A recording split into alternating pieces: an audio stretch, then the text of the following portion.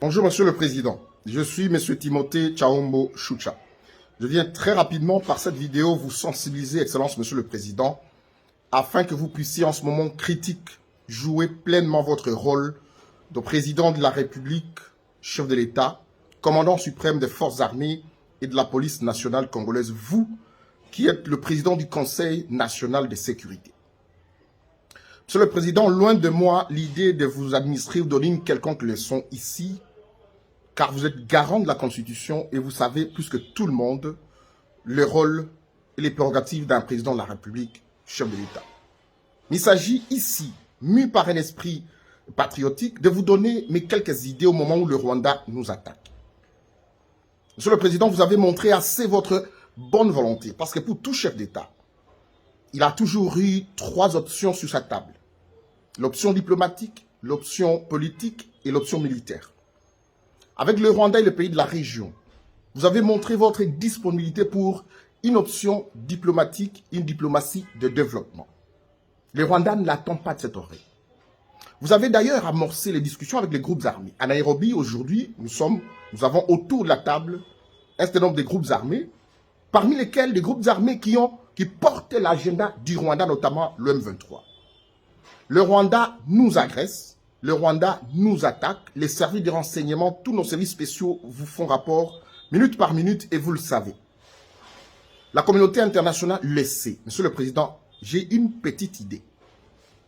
Veuillez nous mobiliser, Monsieur le Président, comme fait le président ukrainien. Veuillez convoquer l'Assemblée nationale et le Sénat et prononcer votre discours. Veuillez consulter, Monsieur le Président, votre prédécesseur.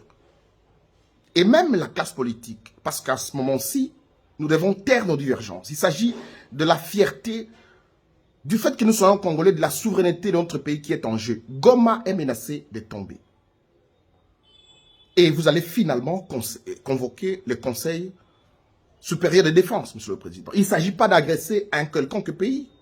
Il s'agit in fine, Monsieur le Président, d'ouvrir un compte en banque. Nous contribuerons $1 par Congolais. Et nous irons avec notre armée au front et en finir une fois pour toutes avec tous ces groupes armés. Fermer nos frontières pendant ces temps.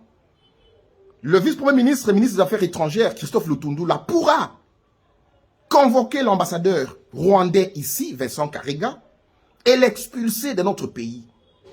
Parce que ça revient avec récurrence que ce pays voisin, malgré votre bonne volonté, continue à nous humilier, Monsieur le Président. C'est en des moments particulièrement difficiles qu'on reconnaît des grands esprits. Et c'est une occasion pour vous. Loin de moi ici l'idée de me lancer dans une campagne électorale, c'est une occasion de vous faire aimer davantage par les compatriotes congolais. Le Kivu fait partie de la RDC. Il ne s'agit pas d'un territoire lointain de 100 000 km. Il s'agit de la RDC et nous sommes en RDC et c'est nos compatriotes qui tombent.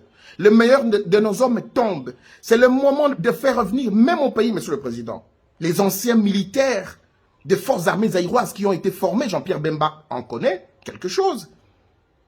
Et c'est même pour ça que j'ai dit que vous pouvez convoquer, consulter nos compatriotes qui sont acteurs politiques. Nous nous rappelons bien comment Jean-Pierre Bemba a mené des opérations contre Moutebousi.